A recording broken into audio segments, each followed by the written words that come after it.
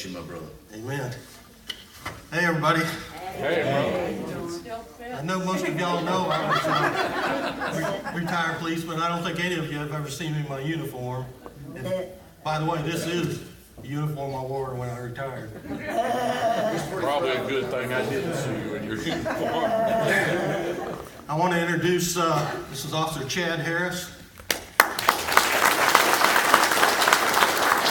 Chad is assigned Zone 6. This is called Papa Sector. He is assigned to this area, so he knows this area pretty well. But Chief Burton, when I talked to him, he said he was going to try to have two, but talking to Chad, he said they're real busy out there today. But he's glad to be here. Amen. Amen. Even if he is a Catholic. He's glad. We love him anyway.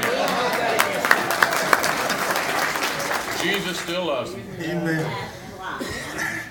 But my presentation today, it won't last too long, but I just, y'all know me, those of y'all who do know me, I'm very, very particular about Police Memorial Day.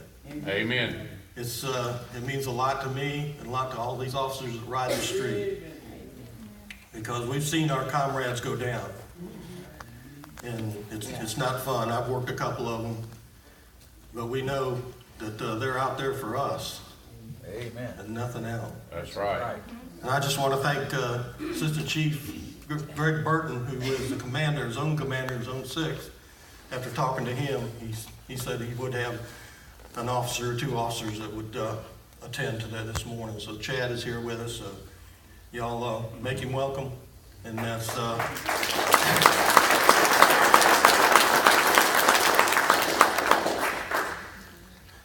Police Memorial Day is today. Amen.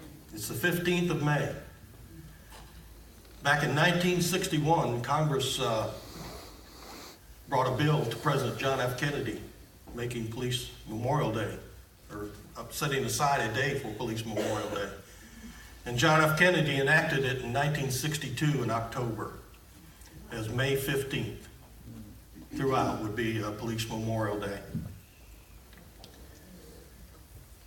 And also, not only just today, but this whole week is Police Memorial Week. So whenever y'all see these guys on the street, these guys and these girls on the street, just tell them thanks. That's all. Amen. Amen. Just thanks. They do a tough job out there. That's right. That's sure. Yeah. I know. I've been there. I know exactly what they're going through.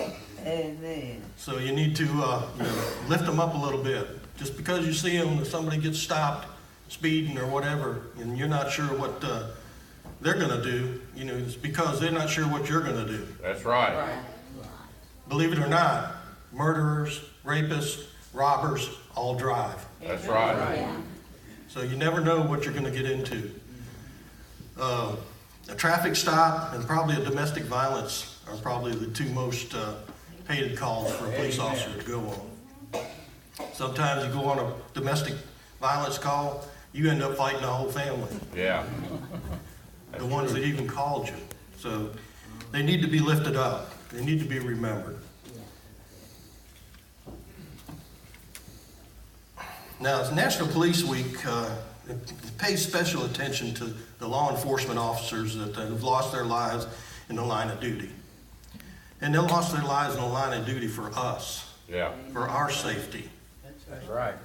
Police Memorial Day is to pay tribute to all local, state, and federal police officers.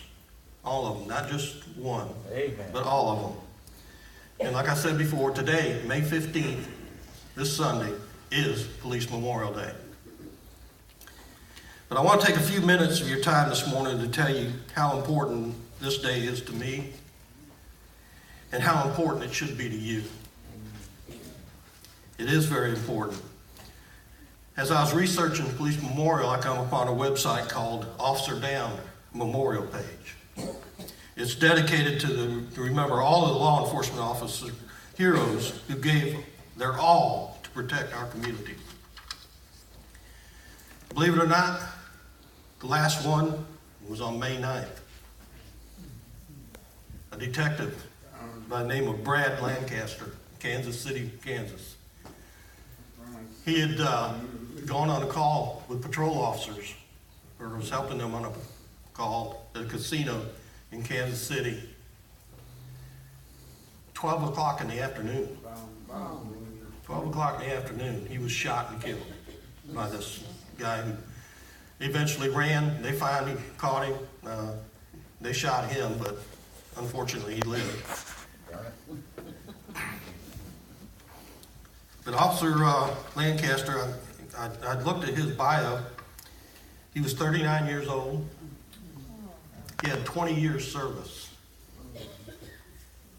He was a military veteran, retired from the, or not retired, but he was a military veteran from United States Air Force. Of course, he was killed by gunfire.